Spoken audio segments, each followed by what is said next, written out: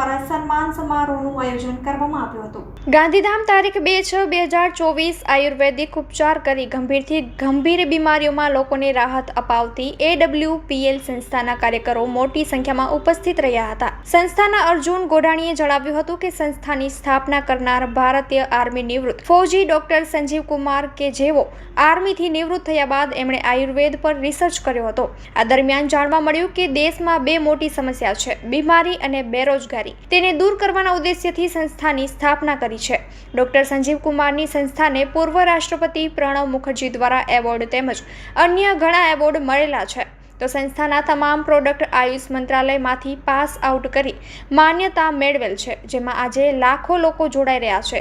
જેના ભાગરૂપે આજે ગાંધીધામમાં સંસ્થાના કચ્છ લાયન્સ ટીમના કાર્યકરો સતત ચોથી વખત સમગ્ર ગુજરાતની ટીમમાંથી બેસ્ટ પરફોર્મન્સ અને આયુર્વેદ ઉપચારમાં 200થી વધુ બેસ્ટ રિઝલ્ટ આપી નંબર 1 રહ્યા છે. ત્યારે સંસ્થાના અર્જુન ગોઢાણીયા અને કરણ ઓડેડરા દ્વારા કચ્છ લાયન્સ ટીમના લીડર ડોક્ટર દિવ્યરાજસિંહ જાડેજા સહિત કાર્યકરોને પ્રોત્સાહિત કરી સન્માન કરવામાં આવ્યું હતું, જેનો જશ્ન મનાવી સૌ કાર્યકરો ખુશીની લાગણી અનુભવી હતી.